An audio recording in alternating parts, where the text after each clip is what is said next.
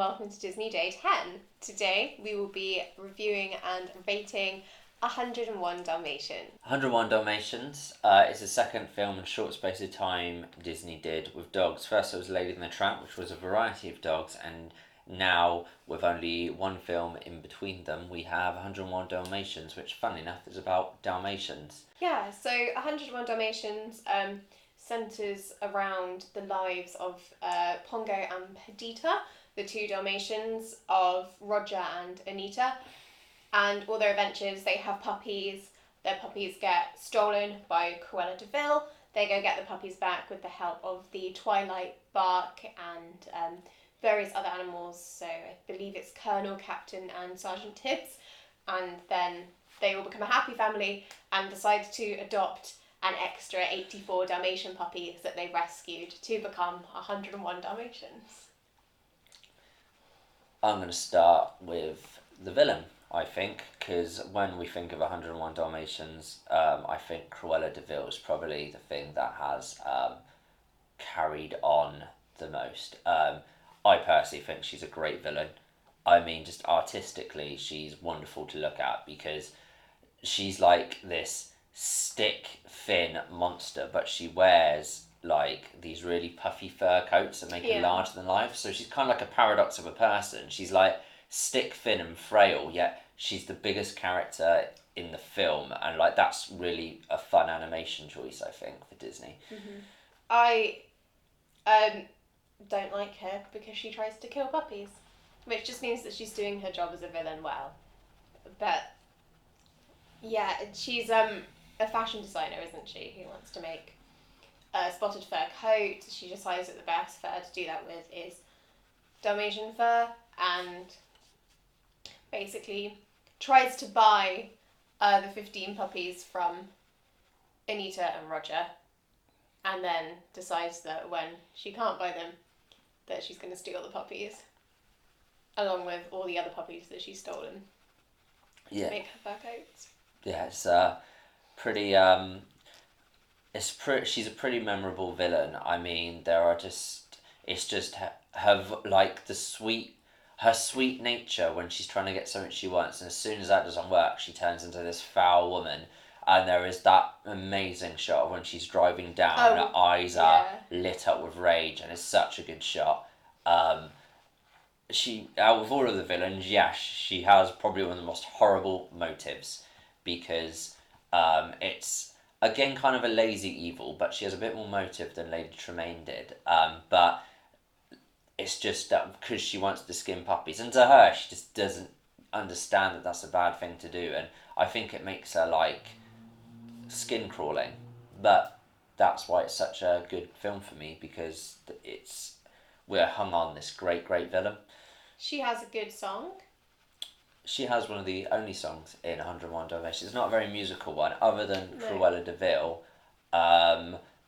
It's kind of like the only... I can't really remember any other song from 101 Dalmatians, if there is. I think the end of the film ends on like a song, but do they not just re-sing Cruella de Vil?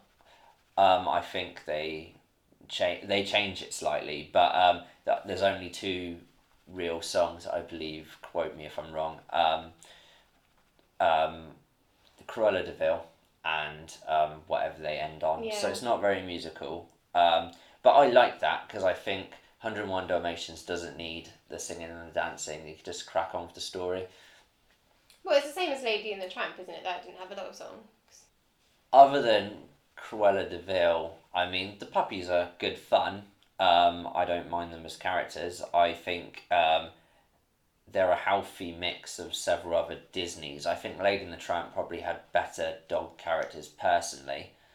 Yeah, I mean, like, Pongo and Perdita are definitely the most... Like, that's who the focus is on, I guess, with the Dalmatians. Like, Pongo starts up the whole plot, really, because he's fed up of living the bachelor life with Roger, so looks out the window at all the ladies and the dogs that go past, sees Anita and Perdita walking past, and drags Roger out aside of the house to the park just to, like, arrange the meeting with them. I think that was the film that gave birth to the cliche of, if you're ever a bachelor male, just get a dog, and dating's so much easier. And every owner looks like their dog. as they literally do in that film. Yeah, there's a good little montage there. The puppies, I like the puppies. Only 6 out of 15 of them have names. The only ones that I can remember are Patch and Rolly. I like Rolly. He's the hungry puppy. He's the little chubby hungry puppy. There's a puppy that's addicted to TV. Like, I think there's a Dalmatian for like every channel type, I like to think. I mean, Patch gets his own sequel. Let's talk about the sidekicks to Koala DeVille, which is Jasper. Horace and Jasper, yeah.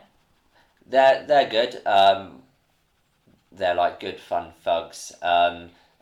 Obviously, when Hugh Laurie took on the role, it kind of showed what you could really do with the character. But I think for the animated version, they're good sidekicks because Karela's not in it that much. Actually, she shows up at the start and at the end, but Horace and Jasper kind of like are the villains that carry you through the story. So they're strong. They're fun like sidekick characters, which was definitely needed. I think they kind of take away from the horror of like mass puppy murder slightly.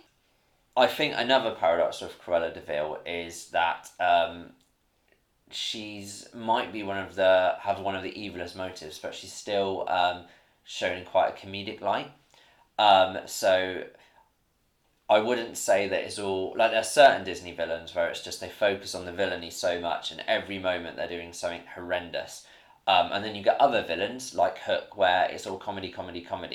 Cruella's right down the middle. Disney mocks her quite a lot and shows her in a comedic light.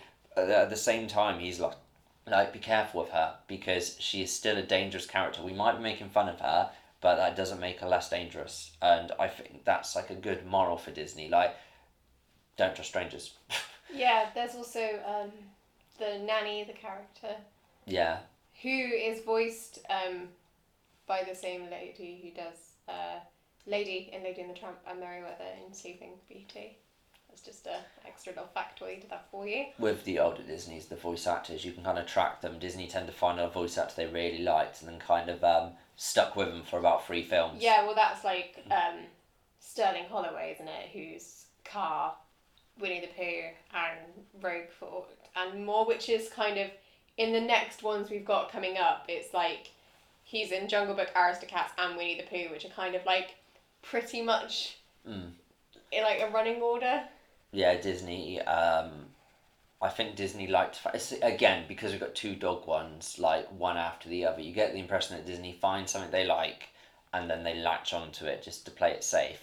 I mean, they were also kind of in really bad times financially post Sleeping Beauty because that, like, they've just built Disneyland in Anaheim, which had bankrupted them at one point. Sleeping Beauty just absolutely tanked. That they were just in a state where it's like, right, we just need to get something out there that's like cheerful and puppies, and the last one we did before Sleeping Beauty was dogs. That went really well, so let's do that again. And kind of 101 Dalmatians was just a huge success and brought them in quite a lot of money. Yeah, it's almost I think, like you said with Alice in Wonderland and Peter Pan, they're like the ones you can't help but compare, and I can't help but compare 101 Dalmatians and Lady and the Tramp. I think Lady and the Tramp had the better characters, but it lacked a strong villain, and Cruella de Vil definitely fills that gap. I feel like 100 Dalmatians has a better story, but Lady and the Tramp have better characters, and I can't decide what makes one better. That's fair. The dog characters in Lady and the Tramp are definitely more involved than the dog characters in. Like, there's only really Pongo and Perdita, and then a couple of the puppies that do stuff, and then the rest just... And they are Dalmatians that are also here.